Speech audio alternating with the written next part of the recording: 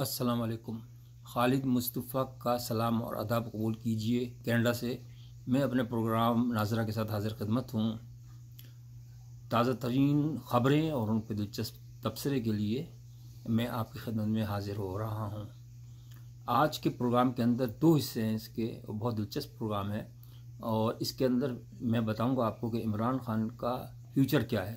ज़ाहिर फ्यूचर तो कोई नहीं बता सकता, लेकिन मैं कुछ ऐसी बातें बता रहा हूँ कि एक तो इसके अंदर दो हिस्से होंगे प्रोग्राम के अंदर। पहला हिस्सा एक सच्ची कहानी और दूसरा हिस्सा मेरा अपना एनालिसिस वाक़ात को देखते हुए मैं आपको बताऊँगा कि उसका फ्यूचर है क्या इमरान खान का।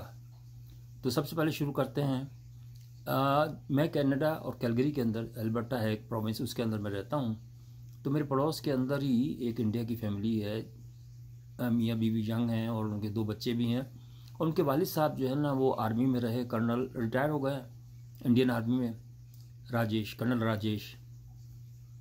तो साल में अपने बच्चों से मिलने के लिए आते हैं, लेकिन कुछ हमारी ऐसी दोस्ती हो गई कि हम उनके साथ, जब यहाँ सारी फैमिली उनकी होती है तो फिर हम घूमने फिरने भी जाते हैं। और जब वो वहाँ इंडिया में होते हैं तो हमसे रोज़ाना वो बात करते हैं, टेलीफोन जो है मैं उनसे बात कर लेता हूँ। तो उनका भी जो दिलचस्पी है वो हमारी एक जैसी है क्योंकि तकरीबन मेरी उम्र के ही हैं। तो पहला तो उनको शायरी से, उर्दू अदब से बहुत दिलचस्पी है उनको, शेर भी सुनाते हैं, शेर सुनते भी हैं। और दूसरे उनको पॉलिटिकल एनालिसिस भी करते हैं वो हालात पर। तो मैंने उनसे कई दफ़ा कहा कि सर आप ये बताइए, इंडिया के अंदर जो आपके जोश्ती हैं, ज्योतिषी और या जो बताते हैं जादूगर हैं या इस किस्म के जो लोग हैं, उनसे मालूम करके बताएं कि इसका फ्यूचर है क्या। कोई कहता है कि इसको कुछ सज़ा हो जाएगी बड़ी, और क्या कुछ कहते हैं रहा हो जाएगा। आखिर क्या क्या मसला क्या है इसका। तो उन्होंने मुझसे वादा कर लिया, लेकिन काफ़ी अर्सा हो गया, कुछ महीने हो गए। फिर मैं उनको याद दिलाता रहा, लेकिन आखिरकार उन्होंने कहा अच्छा मैं फिर जाता हूँ। एक सोमनाथ जगह है, सोमनाथ का मंदिर कहलाता है, बड़ा मशहूर। तो कहला वहाँ बड़े एक्सपर्ट लोग हैं, मैं उनके पास जाता हूँ। तो खैर वो कुछ दिनों बाद वहाँ होकर आए। उन्होंने कहा कि मैं एक आदमी से मिला जो कि एक्सपर्ट वहाँ माना जाता है, जो हालात के मुताबिक। तो उन्होंने, जो मैंने उनको सवाल लिख के भेजे थे वो उसके सामने रखे और उनके जवाबात उस आदमी ने क्या दिए ये मैं आपकी पेश करता हूँ। वो एक, आपको पता है ना, काली माता भी होती है, हिंदुओं के अंदर होती काली माता, यानी ब्लैक एविल होती है, वो पावर होती है वैसे। तो वो कहते हैं कि किसी ने इमरान खान की जो, मतलब ज़्यादा चांसेस यही किसी फीमेल ने उनके ख़ानदान के जो है वो अब चिल्ला काटा बड़ा ज़बरदस्त, यानी जादू किया है जिसके तहत इमरान खान को कोई हाथ भी नहीं लगा सकता।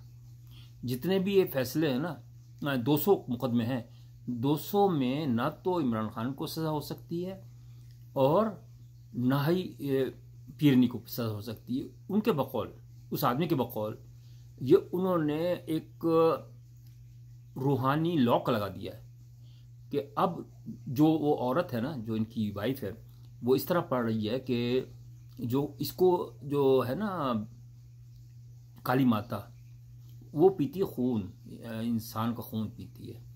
तो उसको अब ये तो पता नहीं कहाँ से पीती होंगी, वो बाजार से लेती होंगी, ये ज़ाहिर मारती तो नहीं होंगी, खून ही पीती होंगी। तो वो खून पीना होता है उसके अंदर, इंसानी खून, तो उससे ताकत होती है। और वो तो इसके अंदर उन्होंने कहा कि अगर ये फेल हो गया ना, तो जिसने किया है ना उसकी जान भी जा सकती है। तो उन्होंने, इतनी वफादार बीवी है इनकी इमरान खान साहब की, मैं तो हैरान हो गया। वो कहते हैं कि उन्होंने अपने ऊपर ले लिया। उन्होंने कहा अगर खुदा ना करे कुछ होता है ना तो उनके ऊपर जान पे हो जाएगा, लेकिन उम्मीद यही है 99% कि उनको कुछ भी नहीं होगा। यानी 2023 तो ख़त्म होने वाला है ना, 2023 में तो सवाल ही नहीं पैदा होता कि ये एड़ियाँ रगड़ रगड़ के मर जाएंगे सारे लोग, लेकिन वो एक कदम भी नहीं बढ़ेंगे आगे। और इसका बोलबाला होगा इमरान का, ये वापस अपनी सीट पर आएगा और फिर पूरे जहाँ जलाल से ये हुकूमत करेगा पिछले अगले 10 साल, अगर इसकी ज़िंदगी रही तो। ये तो उनका था नैरेटिव। अब मैं एनालिसिस अपना करता हूँ और मैंने जो वाक़ात देखे उसके मुताबिक मैं ये कहता हूँ, तरह तरह की बातें देखें कि कभी कुछ इमरान खान के मुतालिक बातें होती झूठी, और वो बेचारा शरीफ आदमी जवाब भी नहीं देता। अब हम उसके एक एक केस जो है ना डिस्कस करेंगे, एक एक केस। सबसे पहले साइफर का केस। साइफर का केस इज़ नथिंग, इसलिए कि उसके अंदर मेरा ख्याल है ISI ने भी डिक्लेयर कर दिया है कि इसके अंदर कोई पाकिस्तान का नुकसान हुआ नहीं है। ये बात इंटरसेप्ट अखबार जो है ना, रिसाला, उसके अंदर भी छप चुकी है और उसका कटिंग भी आ चुकी है उसके अंदर, जिसने भी की ये तो मुझे नहीं पता, खैर बहरहाल। लेकिन ये है कि तो इसलिए वो केस आगे बढ़ नहीं सकता। नंबर 2 बात, वैसे असूलन तो अगर कोई ऐसी बात होती है तो उसके अंदर मुकदमा तो चलना चाहिए, लेकिन मुकदमा अगर चलना चाहिए तो पहले आप पूरा जनरल को मुकदमा चलाएं, इन पर अयूब खान पे चलाएं या खान पे चलाएं जिन्होंने मुल्क को तोड़ा। फिर आस्ता आस्ता जितने भी जनरल है, ये वो है अपना जौलक, उसको अब आप कहेंगे क्या सज़ा दें उसको सज़ा ये देनी है कि आपने उनके तमाम बैजेस, उनके तमाम अवार्ड्स, उनके तमाम नाम वापस ले लें, विड्रा कर लें उनसे। सबसे पहला काम तो ये करें। इसने कोई ऐसा काम नहीं किया, इसकी तो ये जिम्मेदारी बनती है। इसके वकील बेवकूफ़ हैं, मैंने अंदाज़ा लगाया। आपको पता है ना कि वकील जो है ना अपने पैसे खाने के चक्कर के अंदर ही सब कुछ करते हैं, वरना ये है पॉलिटिकल बंदा। ये जो है ना इसका इख्तियार है, इसकी पावर से है कि आवाम को बताए, ये आवाम की वोट से आता है ना, तो आवाम को बताए कि साजिश क्या हो रही हो सकता है झूठी हो सच्ची हो, लेकिन वो बताएगा तो सही ना, जो उसकी नॉलेज है वो बताएगा अपनी बात को सही। तो इसमें कहाँ से गलत बात हो गई, कहाँ उसने पैसा दे दिया, कहाँ उसमें एटमी असला बेच दिया, कहीं नहीं बेचा।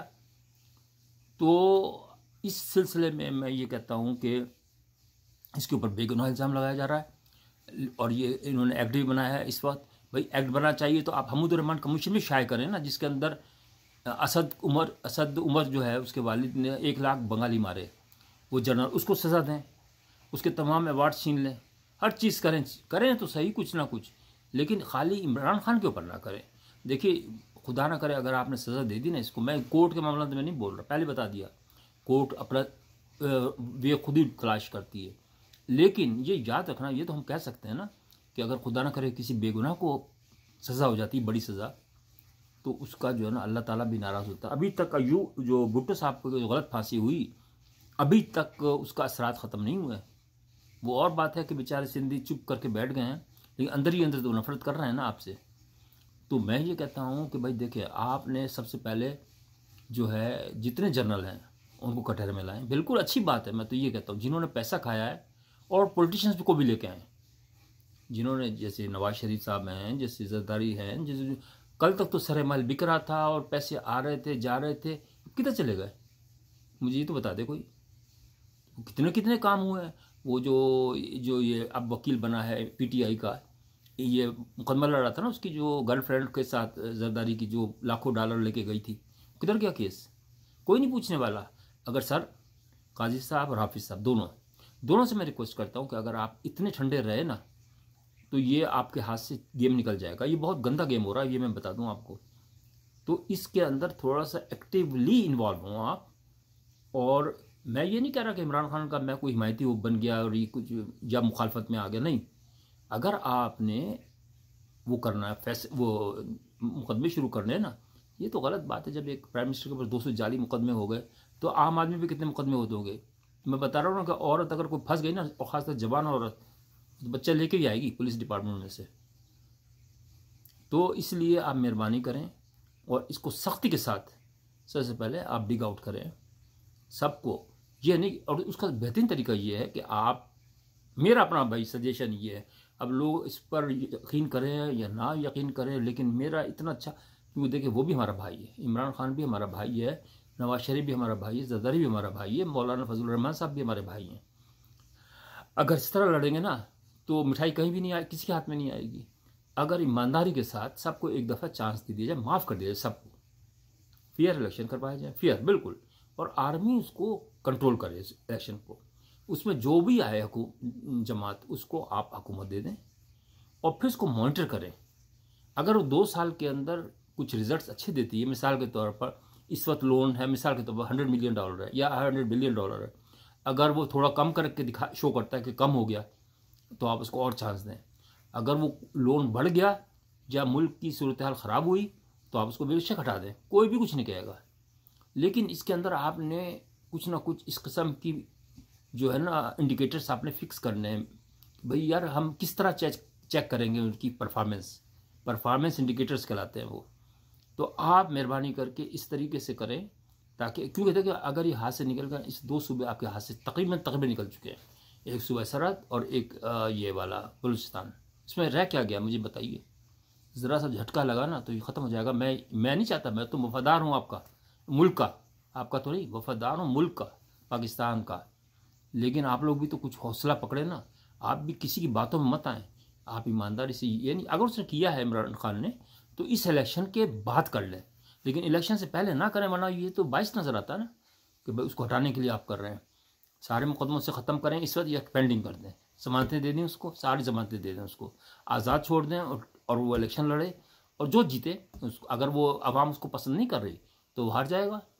तो मेरा तो भाई ख्याल यही है, आप लोग अपने वोट दें ताकि मैं फिर काजी साहब को लेटर भी लिखूं कि भाई सर देखें इतने लोग कह रहे हैं कि भाई इसको रहा करो, इसने कोई ऐसा जुर्म नहीं किया है, इतना बड़ा जुर्म नहीं किया है। क्या अगर वो जो ट्रस्ट और ये वो जो बनाए हैं और घड़ी बेची, ये कोई जुर्म नहीं है। ऐसे पकड़ना चाहो तो भाई शर्ट आपकी साफ़ नहीं थी तो मुकदमा बन जाए आपके ऊपर। तो खुदारा अकल के नाखून लो और इससे पहले कि सब कुछ ख़त्म हो जाए आप कुछ करें। उम्मीद है कि आप लोगों को प्रोग्राम पसंद आया होगा। प्रोग्राम पसंद आ जाए तो लाइक और सब्सक्राइब ज़रूर कीजिएगा। शुक्रिया।